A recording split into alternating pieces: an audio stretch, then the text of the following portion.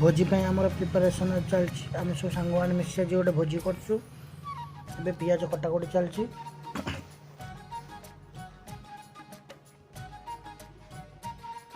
एबे आम सब कटाकटी पर ग्राइंडिंग करने स्टार्ट करदेलु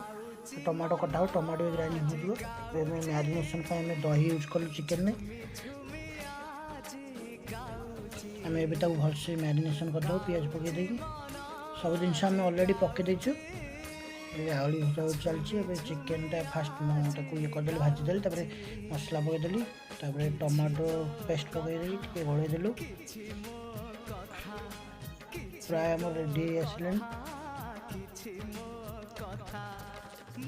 जस्ट हल्का पानी दे देके आम फुटे देवु गरम मसला आड है धनिया पत्र आड है एबे आम सब खाइबा रेडी करूँ।